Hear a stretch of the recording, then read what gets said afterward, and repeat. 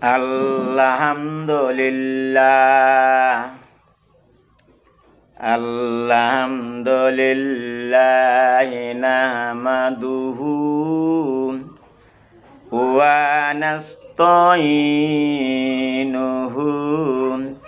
wa nastaghfiruhu wa nu'minu bihi wa natawakkalu alayhi wa na'udzu billahi min syururi anfusina wa min sayyiati a'malina. Man yahdihillahu fala mudilla lahu wa may yudlilhu fala hadiya lahu. Wa nashhadu an la ilaha illallah wahdahu la syarika lahu.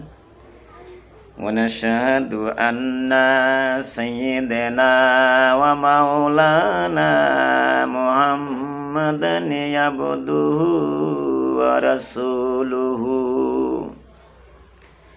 Wa sallallahu ala alihi wa sahbihi wa baraka wa sallam. মোর বন্ধুসকল, মই আজি যিটো বিষয় আলোচনা কৰি আছো সেইটো হৈছে ৰাজনীতি সম্পৰ্কীয় আলোচনা।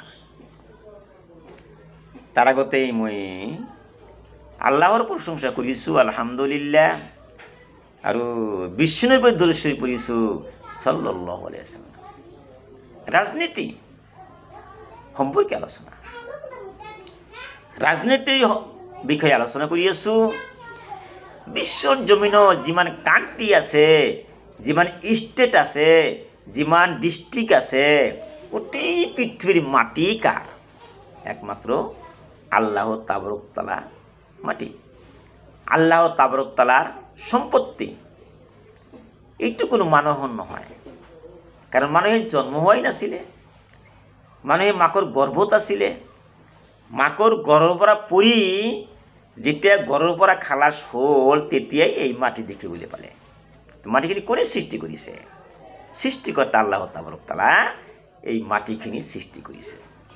গতিকে এই মাটিখিনিতে কি কৰিব লাগিব? যেনেকুৱা আমালোকৰ মাজত এজন ইমাম থাকে, নেতা থাকে, সেই নেতাৰ কথা মানি চলা ফৰজ।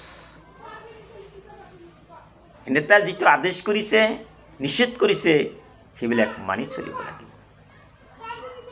এতিয়া এটা কথা ওলাইছে, সেই যে নেতাটো আদেশ কৰিছে, সেইটো আমি চাব লাগিব যে নেতাটো কি আদেশ কৰিছে। যিটো আদেশ কৰিছে কোরআন অনুযায়ী, হাদিস অনুযায়ী, না কোরআন আৰু হাদিসৰ বাহিৰত আছে? যদি কোরআনত আছে, আল্লাহ যিটো কৈছে, বিশ্বনবীৰ হাদিসত আছে, বিশ্বনবী যিটো কৈছে, সেই অনুযায়ী যদি ইমাম সাহেব নাইবা তোমাৰ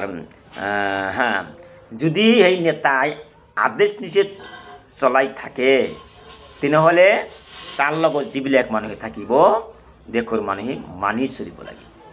আৰু যদি দেখা যায় যে সেই ইমাম নাইবা নেতা যিটো আদেশ কৰি আছে, নিষেধ কৰি আছে, সেইটো কোরআনত নাই, হাদিসত নাই, দলিলত নাই, বাহিৰত কথা, ব্যক্তিগত কথা, তেনেহ'লে সেই ইমাম নাইবা নেতাৰ কথা মানি চলিব নোৱাৰিব।